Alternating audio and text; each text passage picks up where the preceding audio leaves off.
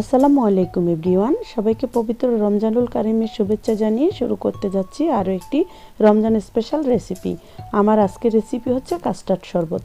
আশা করছি আমার আজকের ভিডিওটা আপনাদের কাছে অনেক বেশি ভালো লাগবে। আর যদি ভালো লাগে তাহলে লাইক দিয়ে দিবেন, সুন্দর একটি কমেন্ট করবেন। আর যারা এখনও আমার চ্যানেলটি সাবস্ক্রাইব করেননি তাদেরকে অনুরোধ রইল আমার চ্যানেলটি সাবস্ক্রাইব করার জন্য।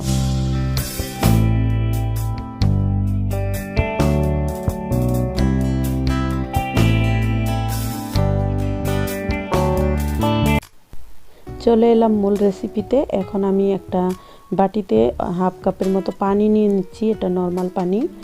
আর আমি এখানে কাস্টার্ড পাউডার নিয়েছি, এটা হচ্ছে ব্যানানা ফ্লেভারের একটা কাস্টার্ড পাউডার।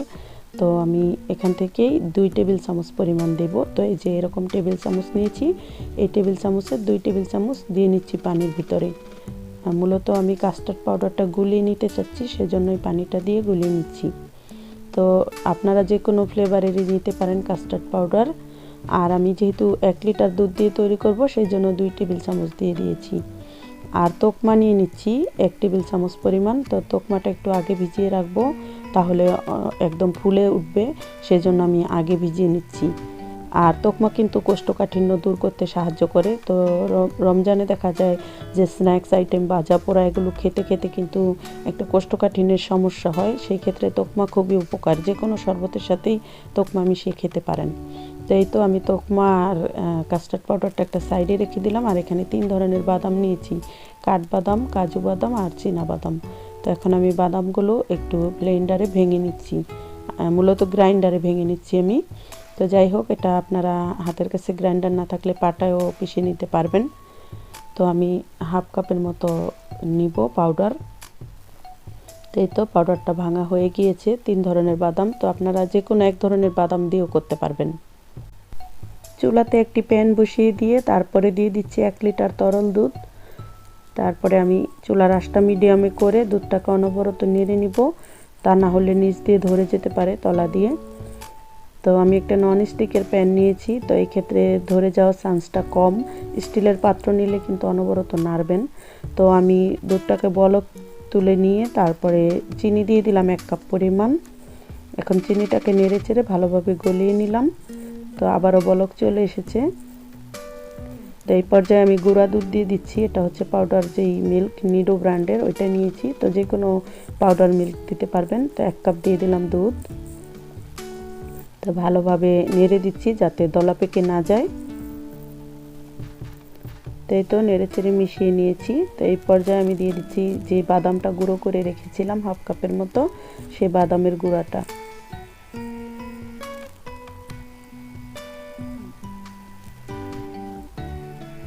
তো শেষ পর্যায়ে দিয়ে দিচ্ছি কাস্টার্ড পাউডার, যেটা আমি গুলে রেখেছিলাম। তো এটা আবার একটু নেড়ে চেড়ে তারপরে দিয়ে দিচ্ছি। এখন কাস্টার্ড পাউডারটা দিয়ে ভালোভাবে নেড়ে চেড়ে একটা বলক তুলে নিয়ে তারপরে আমি নামিয়ে নেব। তো এই তো হয়ে গেছে কিন্তু আমার মিশ্রণটা রেডি। এই পর্যায়ে আমি চুলাটা বন্ধ করে দেব এবং শরবতের যে মিশ্রণটা তৈরি করেছি সেটা একটা সার্ভিং ডিশে ঢেলে নিচ্ছি। তো এভাবে ঢেলে নিয়ে একটা সাইডে আমি এটা ঠান্ডা হতে দেব। আর এখন আমি এটা ঢালার পরে একটু জেলো বানাবো। তো চলে যাব জেলো বানানোর প্রিপারেশনে। চুলায় একটি পাতিল বসিয়ে দিয়ে আমি দিয়ে দিলাম 1 কাপ পরিমাণ পানি। এখন দিয়ে দিচ্ছি চিনি। তো 2 টেবিল চামচ পরিমাণ চিনি দিয়ে দিচ্ছি। এখন চিনিটাকে একটু নেড়ে চেড়ে মিশিয়ে দেব। আর এখন আমি আগার আগার পাউডার নিব। এই তো আগার আগার পাউডার নিয়ে নিয়েছি। তো এখান থেকে দিয়ে দিলাম হাফ চা চামচ পরিমাণ আগার আগার পাউডার। তারপরে ভালোভাবে নেড়ে মিশিয়ে দেব। তো হয়ে গেছে মেশানো। এখন আমি দিয়ে দিচ্ছি রেড ফুড কালার। তো লাল কালারের জেলো বানানোর জন্য আমি রেড কালার দিয়ে দিলাম। তো আমি 2টা কালারের তৈরি করব।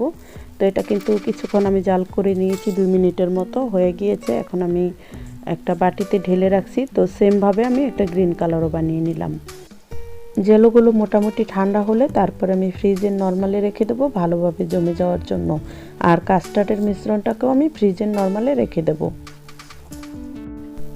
তো এই তো এখন কিন্তু ইফতারের আগ মুহূর্ত বিকালবেলা, আর আমি সকালবেলা এগুলো রেডি করেছিলাম। তো জেলোগুলো মোটামুটি জমে গিয়েছে সুন্দরভাবে। এখন আমি জেলোটা ঢেলে নিচ্ছি। আর কাস্টার্ডের যে মিশ্রণটা সেই শরবতটা অনেকটা ঠান্ডা হয়ে গিয়েছে। আর আমাদের এখানে যেহেতু খুব বেশি গরম না, তো সেক্ষেত্রে বেশি একটা ঠান্ডা করার প্রয়োজন নেই।